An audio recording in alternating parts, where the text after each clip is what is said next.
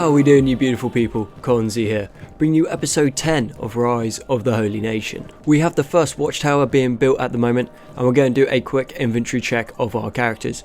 We are running super low on medical supplies at the moment, so we're going to check everyone, see if anyone's got anything, and if we can swap it around. Because at the moment I only have a few guys with them, and if they go down, then nobody can heal. We're also going to need to move some weapons across. We're also going to try to free up the worst weapons, give them to Peter, and then eventually we are going to go on a supply run to stack. Soon we're going to start walling off the base, and this path here is going to be the only way up into it. And there we're going to put 2 watchtowers so they can rain down harpoons on anyone that comes up. So it'll be a massive kill zone. The plan for this base is we want to turn it into a giant fortress monastery. I think wasting this giant kill zone along there would be an absolute sin. And this back section here has 100% fertility, so we're going to be able to grow all of the crops that we need.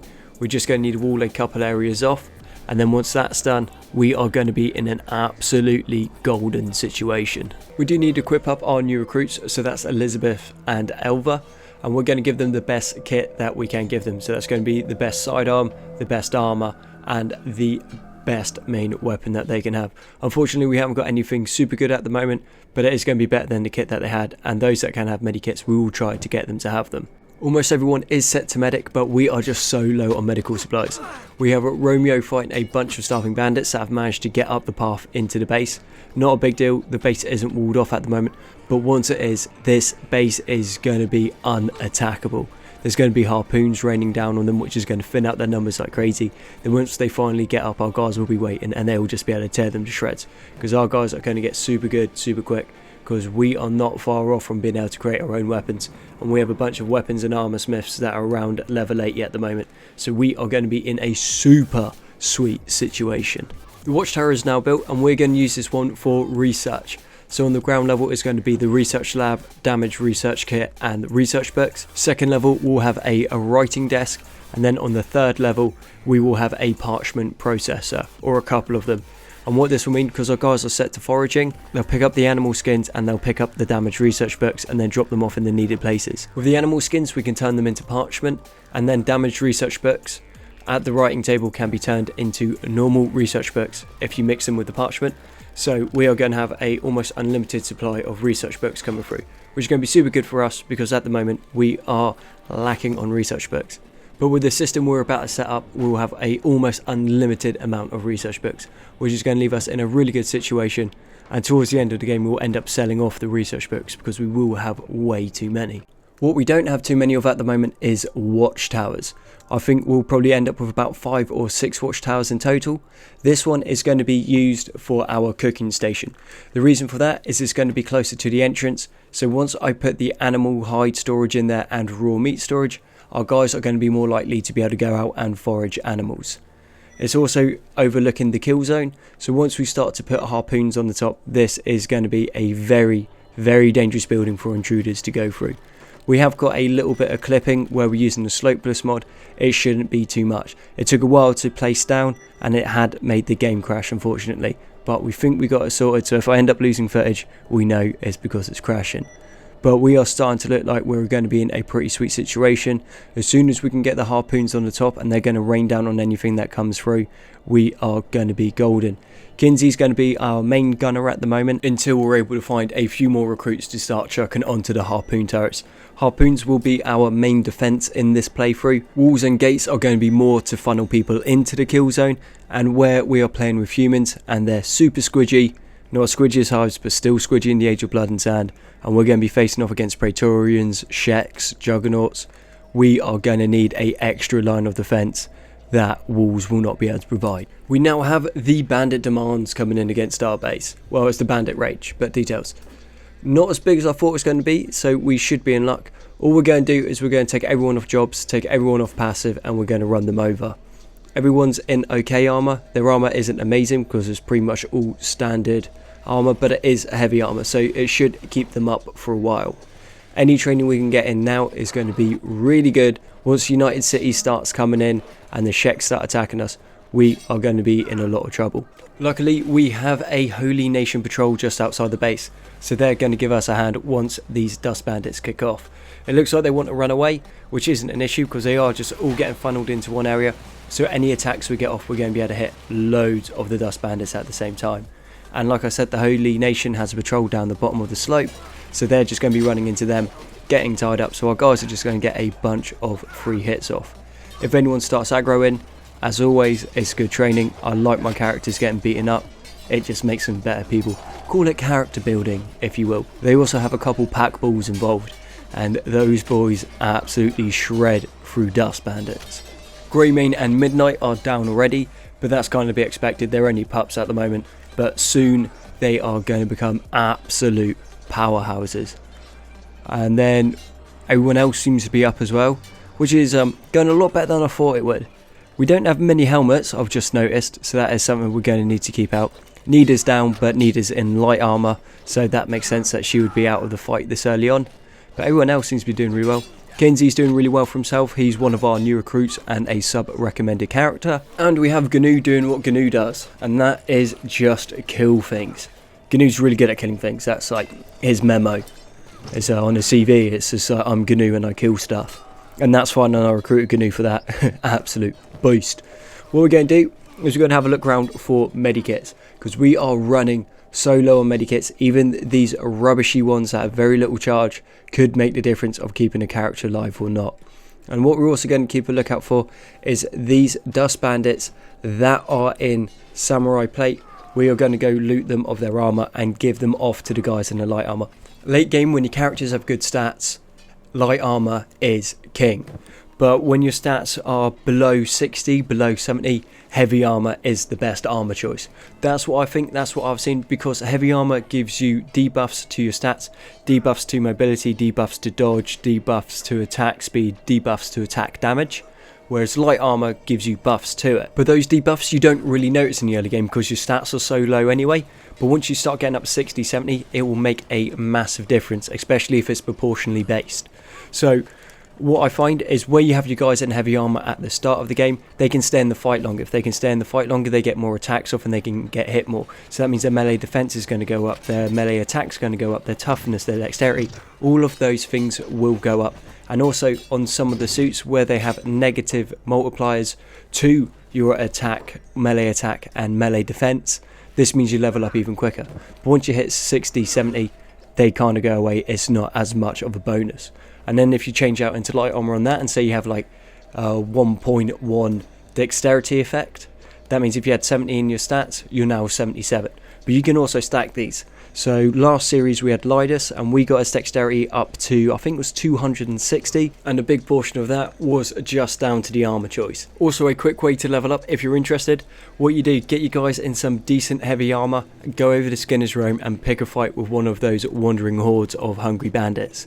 You can get some crazy levels from them if you're in good high quality heavy armor, because you're going to be attacked by their normal clubs, which don't do that much damage if you're in decent armor, and then the other side is you're always going to be peppered by their crossbow bolts.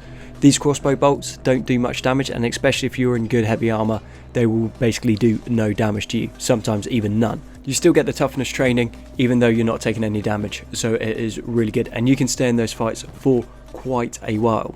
And talk of the devil, we have a hungry bandit horde attacking the holy mine next to us.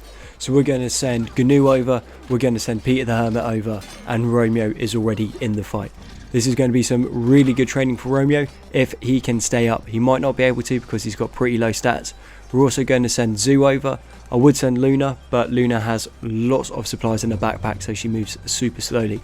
Zoo could do with the training. She has okay equipment. Her armor is terrible, it's shoddy grade samurai plate, but we are on the lookout for some holy chest plate schematics.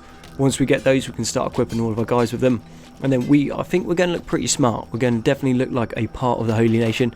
Seeing as this is a Holy Nation playthrough, I think it will only be fitting that we'll rock in the holy chest plate. So like right here's a good example. Peter's going in and he's getting absolutely peppered by the crossbow bolts, but they're doing virtually no damage to him. The damage that is getting through is normally when it's hitting his arms or his legs, so he's able to stay in the fight, but he's still getting the toughness for getting hit whilst being damaged, so that is super useful for him. And as you can see, where they're not doing much damage, you just stay in the fight, you don't go down. All you need to deal with is the guys with the clubs. You can get chain locked, so if you're doing it, I'd recommend going in with a few guys. This will get cleared up super quickly. We have the nomads involved as well.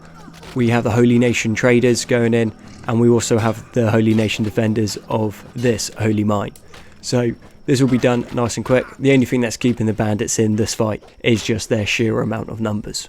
Out front of the holy mine has been cleared. That went super quickly, and now all we got to do is just deal with the hungry bandits inside the holy mine. What we want to do is we want to find the holy slave trader, and then hopefully we can hand in a couple of these starving bandits just to increase our relation with the Holy Nation.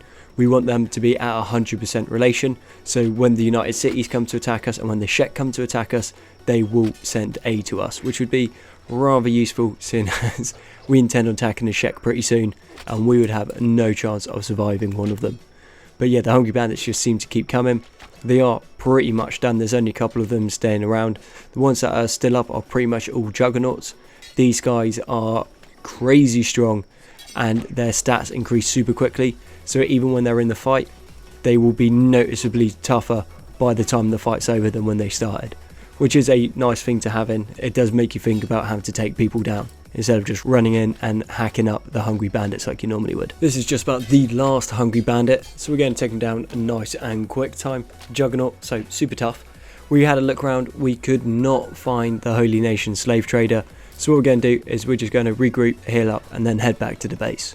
We have a few items we want to sell, so we're going to put them all over onto Peter, and then we are going to send Peter down to Stack. We want to go to Stack for medical supplies. They also have an armory, so there's a chance we'll be able to pick up the schematic for the Holy Chestplate. Didn't get too far out the base until we bumped into a Holy Nation patrol fighting some wild mules and some Surgeons Guild.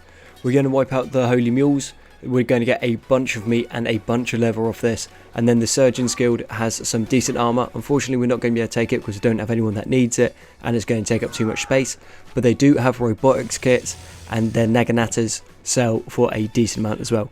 We are pretty loaded at the moment, but I think we should be able to create the space and then get all the supplies that we need. I think we got quite lucky with that haul.